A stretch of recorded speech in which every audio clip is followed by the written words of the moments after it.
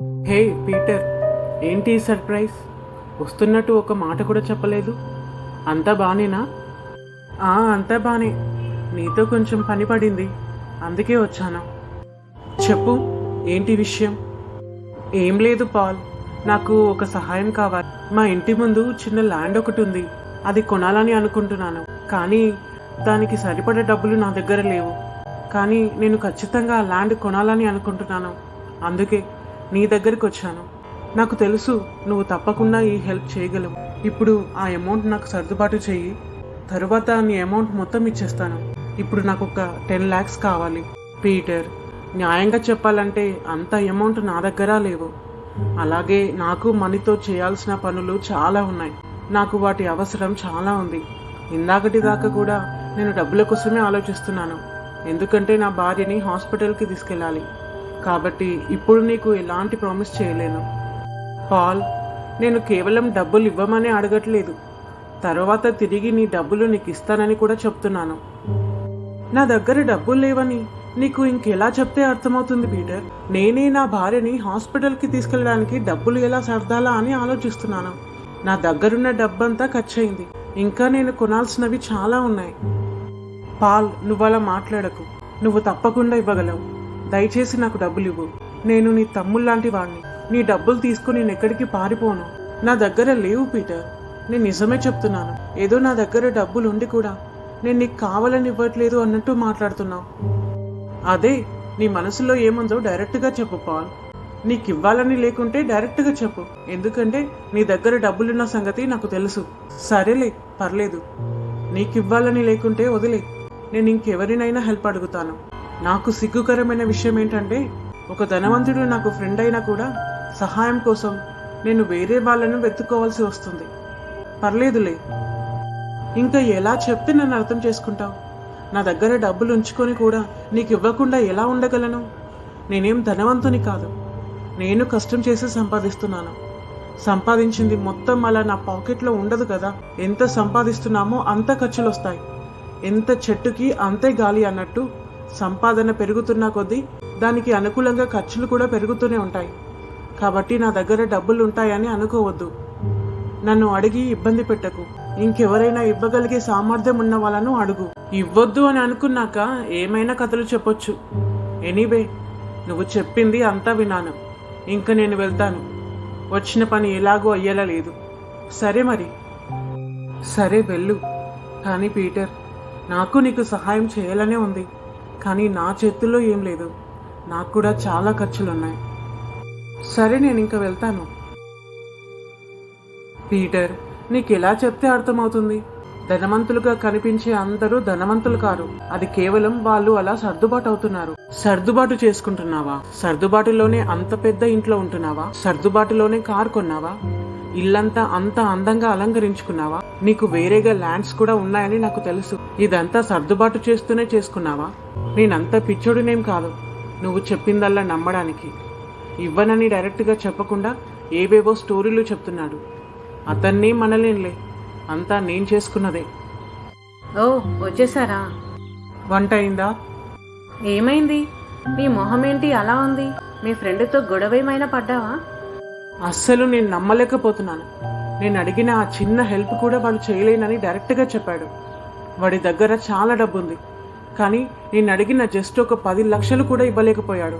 వాడిని కాదు, తన దగ్గరికి డబ్బులు అడుక్కోవడానికి వెళ్ళాను చూడు, నాకు బుద్ధి లేదు. అందుకే వాడు అంతా డైరెక్ట్గా కుదరదని చెప్పాడు. కానీ నేను వాడికి అలా ఎప్పుడు చేయను. మరి ఎందుకు అంత చిరాకుగా ఉన్నావు? కుదరదని కాకుండా ఇంకేమైనా అన్నాడా? అంటే ఇంకా ఏమనాలి? కుదరదని చెప్పాడు, అంతకన్నా ఇంకేమనాలి? అంత డబ్బు పెట్టుకొని కూడా నా దగ్గర లేవు, నేను అసలు ధనవంతున్నే కాదు అంటున్నాడు. ఇది నన్ను రెచ్చగొట్టడం కాదా? కానీ దానికి మీరు ఇంత రెచ్చిపోవడం దేనికి? ఏదేమైనా ఒకరి నుంచి అలా బలవంతంగా డబ్బులు తీసుకోవడం మంచిది కాదు. అది తన డబ్బు. ఒకవేళ తను డబ్బులు నీకు ఇవ్వకపోయినా అది పాపమేం కాదు, ఎందుకంటే అది తన సొంతం. తను చెప్పింది నిజమే అయి ఉండొచ్చు కదా, ఎందుకంటే నువ్వేం తన బ్యాంక్ అకౌంట్స్ చెక్ చేయలేదు కదా. కళ్ళకు కనిపించేవన్నీ నిజం కాదు. కొంతమంది ఎప్పుడు నవ్వుతూ కనిపిస్తారు, దాని అర్థం వాళ్ళకేం కష్టం లేదు, సంతోషంగా ఉన్నారని కాదు. ఎవరి హృదయ బాధ వాని హృదయానికే తెలుస్తుంది. పైరూపాన్ని బట్టి ఎప్పుడు జడ్జి చేయకూడదు. ఛా, నాకే ఎందుకు ఇలా జరుగుతుంది? నా భార్యకు కొంచెం కూడా ఇంగింత జ్ఞానం లేదు. నువ్వు నా ముందే కూర్చొని నీ భర్తని అవమానించిన వాడికి సపోర్టుగా మాట్లాడతావా? నిజం చెప్పు, వాడికి నీకు మధ్య ఏం లేదా? ఎందుకంటే నేను మొదటి నుంచి చూస్తున్నాను. నా ఫ్రెండ్ గురించి ఎప్పుడు విన్నా ఇలా తననే సపోర్ట్ చేస్తూ మాట్లాడతావు. నాతో జాగ్రత్త, లేదా నన్ను పెళ్లి చేసుకున్నందుకు బాధపడాల్సి వస్తుంది. అర్థమవుతుందా? ఏంటండి అలా ఎలా మాట్లాడుతున్నారు? అయినా నేనేంటి ఒక ఆడదానితో మాట్లాడుతూ నా టైం వేస్ట్ చేసుకుంటున్నాను. అది నన్నెప్పుడూ కించపరిచే ఆమెతో. అదేంటి ఏం తినకుండా వెళ్ళిపోతున్నావు? నీ వంట నువ్వే తిను. ఇంకెవరైనా హెల్ప్ చేస్తారేమో చూస్తాను. డోర్ ఓపెనే ఉంది, రండి. హాయ్ రిహాన్. హే పీటర్, రారా కూర్చో. Thank you. ఏంటి సడన్గా? ఏం ప్రాబ్లం లేదు కదా? ఎందుకంటే ఇంత మార్నింగ్ ఇలా వచ్చావు? రిహాన్, నాకు నీ హెల్ప్ కావాలి. నాకు ఒక 10 lakhs కావాలి. అందుకే నువ్వేమైనా హెల్ప్ చేయగలవేమో అని వచ్చాను. అదేంటి పీటర్, నీ ఫ్రెండ్ బాగానే సంపాదిస్తున్నాడు కదా, నువ్వు అతన్ని అడగకుండా ఇలా డబ్బుల కోసం ఎందుకు తిరుగుతున్నావు? నువ్వు అడిగితే ఒకే పేమెంట్లో ఇవ్వగలడు కదా. ఫ్రెండా? ఎవరు? నువ్వు అలా అంటావని నేను అస్సలు అనుకోలేదు. నా టైం రాకముందే నేను పైకి పోవాలని అనుకుంటున్నావా? అంటే దాని అర్థం ఏంటి? ఒకవేళ నువ్వు సహాయం అడిగితే తను నిన్ను చంపేస్తాడా? అంటే వాడు ఒక మాంత్రికుడన్న సంగతి నీకు తెలీదా? వాళ్ళ అమ్మ నాన్న ఎలా చనిపోయారని నీకు తెలీదా? తన మంత్ర ప్రయోగాలతో చంపేశాడు. ఎందుకలా చేసావని నేను అడిగినందుకు నన్ను చంపేస్తానని బెదిరించాడు. దేవుడు తప్పకుండా ఏదో ఒక రోజు వాడిని బట్టబయలు చేస్తాడు. అందుకే నేనెప్పుడు వాడిని హెల్ప్ అడగను. నిజానికి ప్రపంచంలో ఉన్న డబ్బంతా వాడి దగ్గరున్నా వాడి సహాయం కోసం నేను ఎప్పటికీ వెళ్ళను. రక్తంతో సంపాదించిన డబ్బు నాకు అవసరం లేదు. ఏంటి, నువ్వు చెప్పేదంతా నిజమేనా? నిజమేనా అని నన్ను అడుగుతున్నావా? నేను వాడి ఫ్రెండ్ని. వాడి గురించి మొత్తం తెలుసు నాకు. అంటే నా గురించి ఏమనుకున్నావు? నేను తన దగ్గరికి సహాయం కోసం వెళ్తానని అనుకుంటున్నావా? లేదు. అలా అయితే ఇలా ఎందుకు అందరినీ హెల్ప్ చేయమని అడుగుతాను? అంటే అమాయకంగా కనిపించే తన స్వరూపం అంతా అబద్ధమే అన్నమాట. నీకు తెలుసా, తనని చూసి నేను ఆయనలా మంచిగా ఉండాలని నా రోల్ మోడల్గా పెట్టుకున్నాను. అసలు నేను నమ్మలేకపోతున్నాను. అలా ఎప్పుడు పెట్టుకోకు. వాడు పెద్ద మోసగాడు. అందరి ముందు మంచివాడిలా నటిస్తాడు. నేను బాగా ప్రార్థనలో ఉంటాను కాబట్టి బతికిపోతున్నాను. లేదంటే తన మంత్రాలతో నన్ను వాడుకునేవాడు. ముందు ముందు తన భార్యకి ఏదైనా జరుగుతుందేమో అని భయపడుతున్నాను. ఎందుకంటే తనని నేను చూసినప్పుడు చాలా బలహీనంగా కనిపించింది. అప్పుడే నాకు అనిపించింది వాడు ఆమె మీద కూడా ఏవో ప్రయోగాలు చేసుంటాడు. ఆమె మా మామయ్య వాళ్ళ కూతురు. తనకేమైనా జరిగిందో నేను అస్సలు ఊరుకోను. ఏం చేయడానికైనా వెనకాడను. నేనేంటో చూపిస్తాను. కాబట్టి వాడికి ఒక వార్నింగ్ ఇవ్వు, ఆమెకు ఏం జరగకుండా చూసుకోమని. మనం ఎందుకులే, దేవుడు చూసుకుంటాడు. మన వంతు చేసేది ఒకటే, అది ప్రార్థన. అది చేద్దాం. ఎందుకంటే నాకు తెలిసి ఆమె పని అయిపోయింది. అయితే వాడి సంగతి అయిపోతుందని గుర్తుపెట్టుకో. నేను ఇప్పుడే వెళ్ళి మా మావయ్యతో దీని గురించి అంతా మాట్లాడతాను. ఒకవేళ తన కూతురికి ఏదైనా జరిగితే అది ఖచ్చితంగా ఆ మాంత్రికుడే. నీ ఫ్రెండే దానికి బాధ్యత వహించాలి. వాడిని నా ఫ్రెండ్ అని చెప్పడం మానే. వాడు సాతాను అనుచరుడు. వాడిప్పటికీ నా స్నేహితుడు కాలేడు. ముందుగానే నాకు ఇదంతా చెప్పినందుకు థ్యాంక్ యూ పీటర్. అవును, నీకెంత కావాలన్నావు? నాకు ఒక 10 lakhs కావాలి.